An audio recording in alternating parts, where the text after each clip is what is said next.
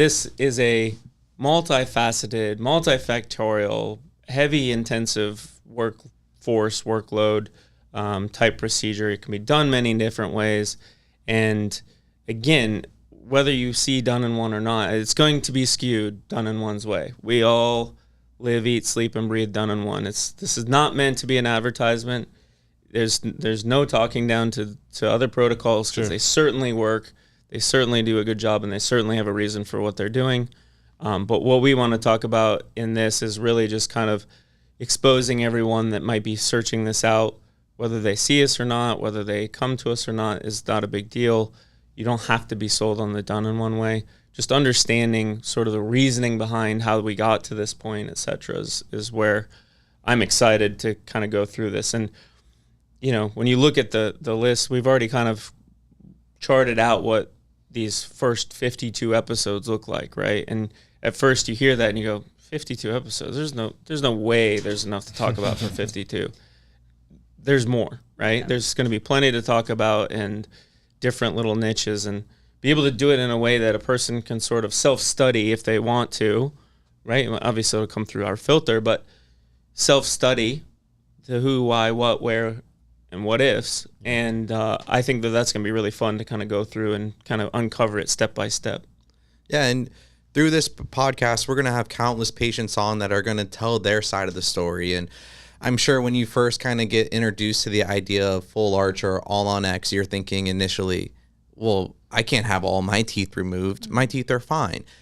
And I can understand how you can kind of come up to that idea. But once you can, you know, hear a couple other stories, relate to people, understand how they were able to find done in one and what their journey through the entire process is, hopefully you can relate to them and kind of find some solace in it and realize, okay, this isn't so big, bad, and scary. These are cool people treating cool patients and offering a really incredible product. And this is kind of to tag on to that. When everyone knows I play a lot of golf, right? And I meet a lot of different people, and I play in different tournaments, and I try to be social and meet people, not for recruiting or anything, but just being friendly. Right. And what always blows my mind is this last weekend I played as well. There were 3 or 4 people that asked me what I do, and by the time I kind of give them the little 3-minute elevator pitch, just on, I take people's teeth out, I put the implants in, and then we put new teeth in. 0, I swear to you this is true, 0 of anyone that I've ever played golf with. Have ever heard of it? Have ever heard of it. Isn't that wild? Yeah. Maybe 2 or 3 have said, oh, I've heard of that place, Clear Choice, the big, you know, the other guys. I've heard of it, right? Maybe 2 or 3. And we're talking about a lot of people per year. And so that always blows my mind, because the big guys are spending way more than we do.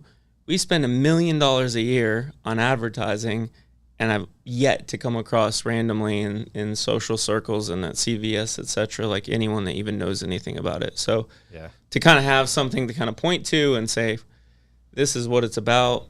Again, it's not for everybody, right? Like, the hope is that you brush your teeth and everything is fine and you don't get into accidents and you don't have problems with them. This is for people that are kind of at the end of their rope and they don't know what to do and are looking for a solution that can give them their confidence back, right? Sure. That's what 100% what this whole thing is for, is being healthy and being able to eat and confidence. Yeah. Getting that smile, being able to show the teeth in Christmas pictures. Like, how many 30-year-olds have we done, 35, 40-year-olds that maybe were in a traumatic car accident, lost 2 or 3 of their front teeth, and haven't smiled in any of their pictures for years?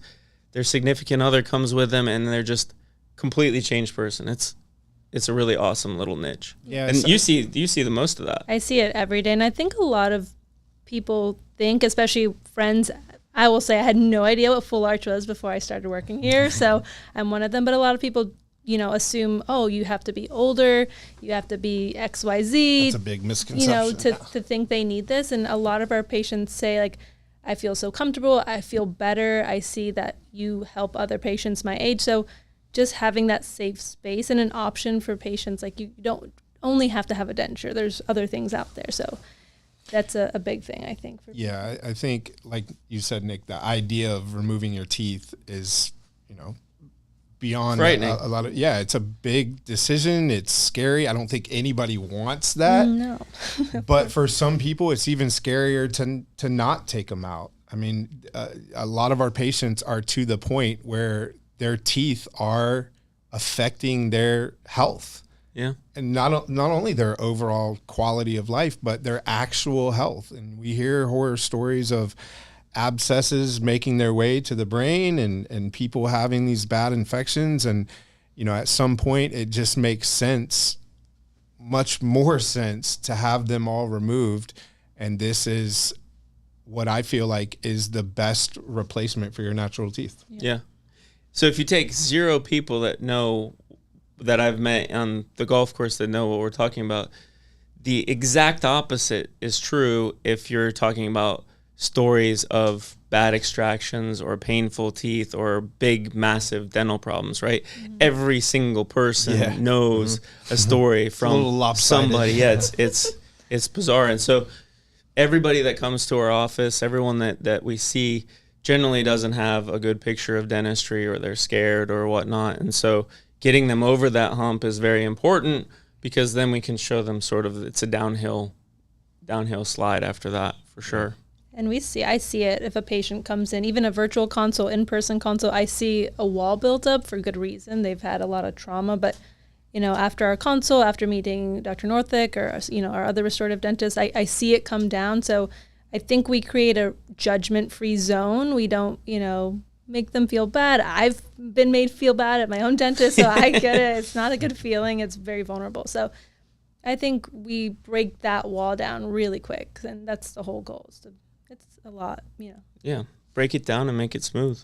Yeah, I think there's also like a big movement this day and age, like on social media, of like embracing this, right? So it used to be kind of more of a taboo thing and something you couldn't imagine, but now you have people that are like, I lost all my teeth for whatever reason, and I'm not going to hide it. I'm okay with it. I'm proud of it.